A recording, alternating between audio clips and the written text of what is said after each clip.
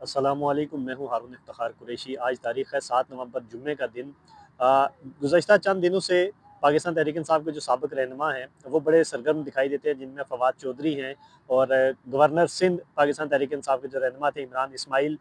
انہوں نے شاہ محمود قریشی سے لاہور میں ملاقات کی اور اس کے بعد یہ خبر جو ہے وہ رپورٹ ہونا شروع ہوئی کہ ان سابق رہنماؤں نے یہ کوشش شروع کی ہے کہ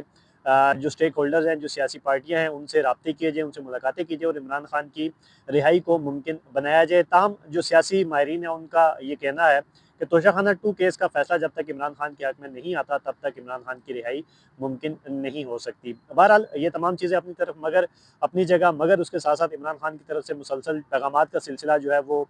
جاری ہے۔ ابھی حال ہی میں ایک پیغام انہوں نے اپنی جو بہنیں ہیں علیمہ خان وغیرہ، جب وہ ملاقات کے لیے گئی اڈیالہ جیل میں تو ان سے گفتگو کے دوران انہوں نے ایک پیغام دیا۔ وہ ان کا جو سوشل میڈیا اکاؤنٹ ہے، جو ٹویٹر اکاؤنٹ ہے، اس پہ بھی رپورٹ ہوا، جس میں وہ کہتے ہیں کہ اس وقت ملک میں آئین اور قانون کی حکمرانی نہیں ہے، صرف ایک شخص کی حکمرانی ہے، اور یہ اس دور میں، اس شخص کے دور میں جتنا ظلم ہوا اس کی مثال نہیں ملتی، اور اس دور میں عورتوں کا لحاظ کیا گیا، نہ ہی بچوں کا لحاظ کیا گیا، اور نہ ہی اس دور کے اندر بزرگوں پر کوئی رحم کیا گیا۔ اس وقت جس شخص کے دور میں یہ سب کچھ ہو رہا ہے، انہوں نے کہا کہ وہ شخص صرف اور صرف اپنی کرسی کو بچانے کے لیے، اپنی کرسی پہ رہنے کے لیے کچھ بھی کر سکتا ہے۔ پھر وہ کہتے ہیں کہ اس وقت صرف ایک ہی شخص کا جو نظام ہے وہ پاکستان کے اندر چل رہا ہے، جس کی وجہ سے ملک میں اخلاقیات کا جنازہ نکل گیا ہے۔ اس دور میں جس طرح عام عوام کو قتل کیا گیا، عام عوام کو نشانہ بنایا گیا، اس کی تاریخ نہیں ملتی، اور اس طرح کا جو معاملات ہیں وہ کبھی بھی نہیں ہوئے۔ اچھا، پھر وہ کہتے ہیں کہ 9 مئی، 26 نومبر آزاد کشمیر اور مریدکے کے سانحات طاقت کے اس اندھے استعمال کی بدترین مثال ہیں کہ جس طرح نہتے شہریوں پر گولیاں برسائی گئی، یہ کسی مہذب معاشرے میں سوچا بھی نہیں جا سکتا۔ مریدکے کے اندر جو مذہبی جماعت کا ایک انہوں نے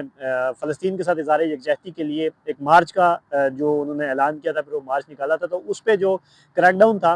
اس حوالے سے وہ کہہ رہے ہیں کہ یہ جو سانحہ ہوا، پھر اس کے بعد 9 مئی کا ہوا تھا، 9 مئی 2023 کو جب عمران خان کو گرفتار کیا گیا تھا، اس کے بعد جو احتجاج ہوئے تھے، اور اسی کے ساتھ ساتھ کشمیر کے اندر جو معاملات ہوئے، اس میں وہ کہتے ہیں کہ ان تمام تر ایونٹس یا جو چیزیں ہو رہی تھی اس میں جو رویہ رکھا گیا اس کی مثال نہیں ملتی۔ پھر وہ کہتے ہیں کہ خواتین پر ظلم جتنا اس دور میں ہوا ہے ایسا پہلے بھی کبھی نہیں ہوا۔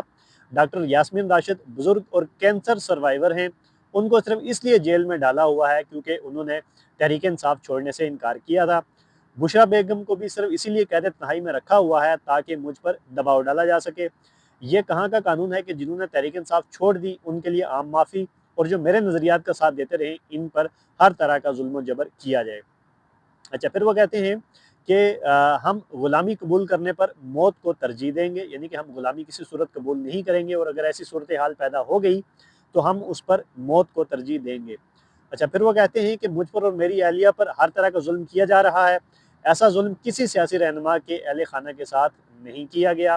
میں ایک بار پھر واضح کرنا چاہتا ہوں، یہ چاہے کچھ بھی کر لیں، نہ ہی میں جھکوں گا اور نہ ہی ان کی بیعت کروں گا۔ پھر وہ کہتے ہیں کہ میرا قوم کے نام یہ پیغام ہے کہ جو قومیں یا موت یا آزادی جیسا دو ٹوک اور بے باک نظریہ اپناتی ہیں، انہیں حقیقی آزادی کے حصول اور ترقی سے کوئی نہیں روک سکتا۔ ایسی اصول پسند قومیں ہی سرخرو ہوتی ہیں۔ تو یہ بڑی اہم گفتگو تھی جو انہوں نے عمران خان نے اپنی بہنوں کے ساتھ جب ملاقات کر رہے تھے اس میں یہ کی، جس میں انہوں نے کہا کہ موجودہ جو دور ہے وہ پاکستان کی تاریخ کا سیاہ ترین دور ہے۔ ایسا جو موجودہ ٹائم پہ جو رویہ عورتوں کے ساتھ رکھا جا رہا ہے، جو بچوں کے ساتھ رکھا جا رہا ہے، جو بزرگوں کے ساتھ رکھا جا رہا ہے، اس کی تاریخ میں مثال نہیں ملتی، اور اس سارے ظلم کا جو نظام ہے اسے اب ختم ہونا چاہیے۔